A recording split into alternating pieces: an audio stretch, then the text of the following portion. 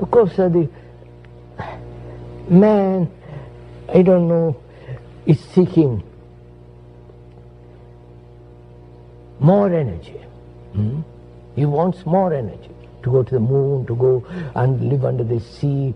You follow, he's striving to have more and more and more. And I think this search for more does lead to disorder.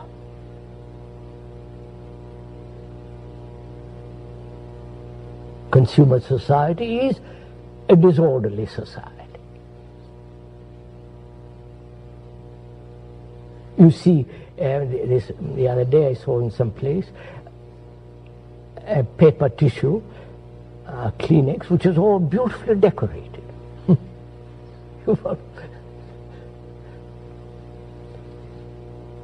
So, our question is, does the observation of disorder bring order? That's really a very important point, because for us, for most people, effort is demanded in bringing about order.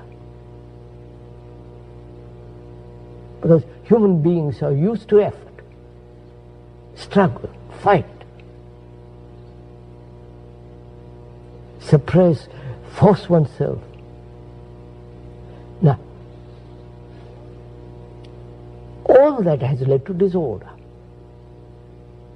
socially, outwardly and inwardly. Right? And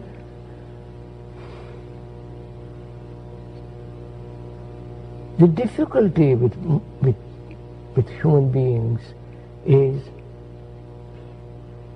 that they've never observed. They've never observed a tree, a bird, without division.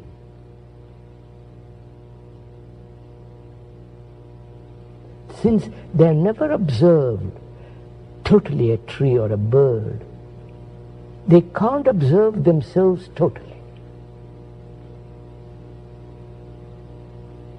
They can't see the total disorder in which one lives. There is always an idea, partially, there is somewhere in me there is order which is looking at disorder. You follow what I mean?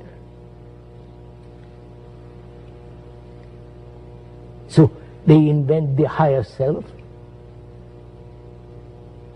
which will put order, which will bring about order in disorder. God is in you, and pray to that God, He will bring about this order. Always this effort. What we're saying is that where there is the me, there must be disorder. And if I look at the world through the me, the world outside or the world inside, there is not only division which brings conflict, that division creates chaos in the world, disorder in the world. Now, to observe all that totally,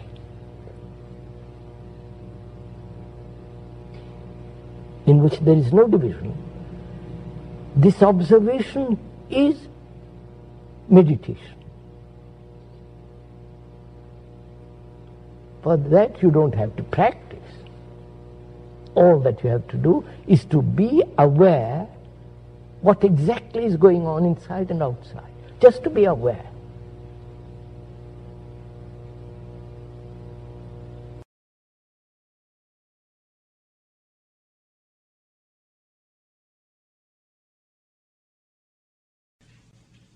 Instead of going through life and reacting to the content that arises in your life continuously, new things, thoughts, emotions, external events, people, places, the scenery around you changes continuously.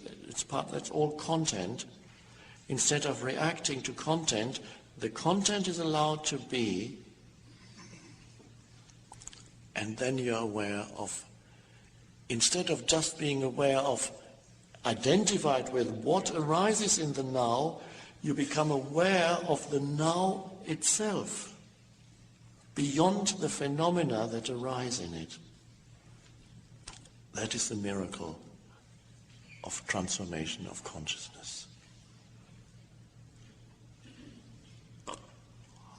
What does that mean? You become aware of the now itself.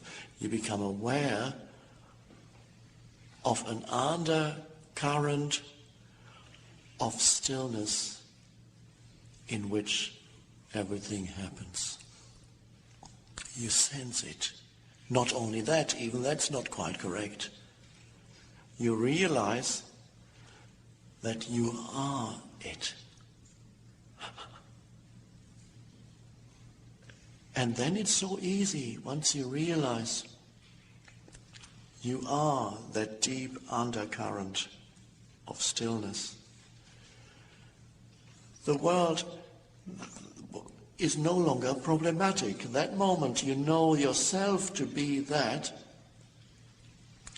Whatever content there is in your life, including the story in your head of me, is no longer problematic. It's simply the story of me. But you don't get your identity from it anymore.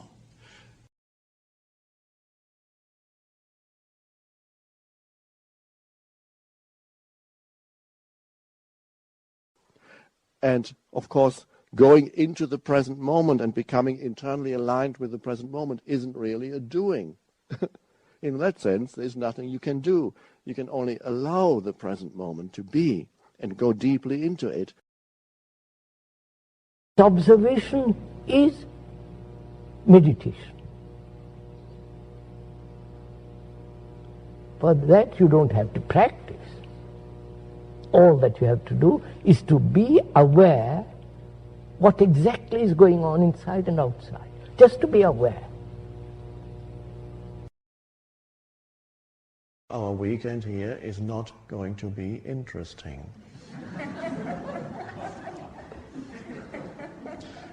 You may have noticed that already.